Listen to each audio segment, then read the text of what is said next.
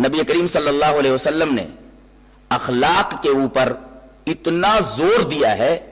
کہ اگر آپ قرآن حکیم کی آیات اکٹھا کریں تو اللہ تبارک و تعالیٰ کے کلام میں اس کے تعلق سے بہت ساری چیزیں مل جائیں گی، لیکن احادیث شریفہ کے ذخیرے اٹھا کر کے دیکھیے تو بے شمار احادیث، بلکہ میں تو یہ کہوں گا کہ سب سے زیادہ احادیث اسی موضوع کے تعلق سے ہیں، یعنی اخلاق کے تعلق سے۔ آدمی اسی زبان سے آدمی کو تکلیف پہنچاتا ہے، زبان سے۔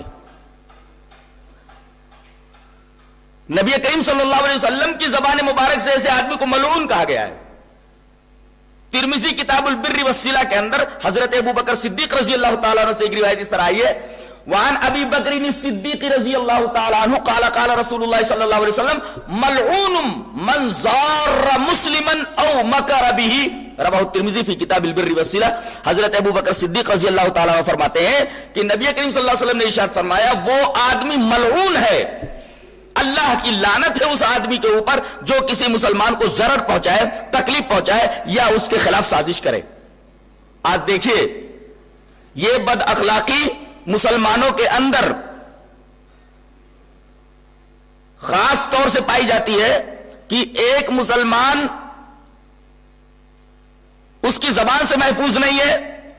زبان سے اس کو تکلیف پہنچاتا رہتا ہے، اپنی حرکتوں سے اس کو تکلیف پہنچاتا رہتا ہے اور اس کے خلاف سازشیں کرتا رہتا ہے، اس کے خلاف مکر کرتا رہتا ہے، اس کو دھوکہ دیتا رہتا ہے، اس کے ساتھ فریب کرتا رہتا ہے۔ تو اس کے ساتھ مکر اور اس کو ضرر پہنچانا یہ انسان کو ملعون بنا دیتا ہے۔ نبی کریم صلی اللہ علیہ وسلم نے جیسے کہ ارشاد فرمایا ملعون من زار مسلما او مکر به، وہ آدمی ملعون ہے جو کسی مسلمان کو اپنے ہاتھ سے اسی طریقے سے اپنی زبان سے کو تکلیف پہنچائے یا اس کے خلاف مکر کرے، اس کے خلاف سازش کرے۔ مومن کا معاملہ تو ایسا ہے جیسے ایک عمارت ہوتی ہے، عمارت اینٹوں سے بنتی ہے، ایک اینٹ دوسری اینٹ کو سہارا دیتی ہے، اگر اینٹیں دھیرے دھیرے نکلتی رہیں تو پوری عمارت کمزور ہو جاتی ہے۔ ایک مومن کے لیے اسی طریقے سے ہونا چاہیے جیسا کہ عمارت کے اندر لگی ہوئی ایک اینٹ دوسری اینٹ کے ساتھ تعلق رکھتی ہے، کس طرح دونوں اینٹیں مل کر کے رہتی ہیں، ان کے درمیان خلل نہیں ہوتا، اس خلل کی وجہ سے عمارت کو نقصان پہنچے۔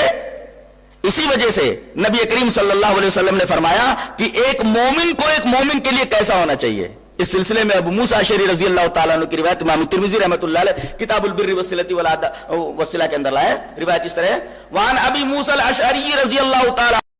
قال قال رسول اللہ صلی اللہ علیہ وسلم المؤمن للمؤمن کالبنیان یشد بعضه بعضا، رواہ ترمذی فی کتاب البر والصلہ۔ حضرت ابو موسیٰ اشعری رضی اللہ عنہ فرماتے ہیں کہ نبی کریم صلی اللہ علیہ وسلم نے ارشاد فرمایا کہ ایک مومن کے لیے عمارت کی طرح ہے، جیسے عمارت میں اینٹیں ہوتی ہیں، ان اینٹوں سے عمارت بنتی ہے، ایک اینٹ کو دیکھو کہ دوسری اینٹ کے ساتھ کیسا مل جل کر رہتی ہے، اور اس ملنے کی وجہ سے، مل جل کر رہنے کی وجہ سے عمارت مضبوط رہتی ہے۔ اب ایک مسلمان دوسرے مسلمان کے خلاف سازش کرے گا، ایک مسلمان دوسرے مسلمان کو اپنی زبان سے تکلیف پہنچائے گا، اپنے ہاتھ سے اس کو تکلیف پہنچائے گا، تو بتائیے اس سے محبت بڑھے گی کہ دوری بڑھے گی؟ اینٹیں آپس میں متحد ہیں، مل جل کر رہ رہی ہیں، پوری عمارت مضبوط ہے۔ مسلمان اپنی ان حرکتوں، سوء خلق کی وجہ سے، بد اخلاقی کی وجہ سے ایک دوسرے سے الگ ہو جاتا ہے، اس کی طاقت گھٹ جاتی ہے، وہ کمزور ہو جاتا ہے، بلکہ یوں کہیے کہ ایمان کی یہ پوری کی پوری عمارت، اسلام کی یہ پوری کی پوری عمارت کمزور کر دیتا ہے آدمی بد اخلاقی کی وجہ سے۔ نبی نے فرمایا المؤمن للمؤمن کالبنیان، ایک مومن دوسرے مومن کے لیے عمارت کی طرح ہے، جیسے عمارت کے اندر اینٹیں ایک دوسرے سے مل کر رہتی ہے تو عمارت مضبوط رہتی ہے، ایسے ہی مسلمان ایک دوسرے سے مل کر رہے تاکہ ان کی طاقت کے اندر اضافہ ہو اور اسلام کی یہ عمارت بہت مضبوطی کے ساتھ قائم رہے۔ امام ہمیشہ جب مصلی کے اوپر آتا تو یہی بولتا ہے سووا الصفوف تراسو، سیسا پلائی ہوئی دیوار کی طرح ہو جاؤ، سد الخلل، درمیان میں کہیں کوئی رکھنا نہ رہ جائے, کوئی خلل نہ رہ جائے. اس کی وجہ کیا ہے؟ آدمی الگ الگ بھی نماز پڑھ سکتا ہے, تھوڑے فاصلے سے کھڑا ہو کر کے بھی نماز پڑھ سکتا ہے, لیکن تاکید کیوں آئی تسویہ صفوف کی؟ اس وجہ سے کہ مسلمانوں کی جو دوسری عملی زندگی ہے اس کے اندر بھی یہی اتحاد ہونا چاہیے, اور اتحاد کا یہ مظاہرہ زندگی کے تمام شعبوں کے اندر ہونا چاہیے, صرف نماز کے اندر نہیں.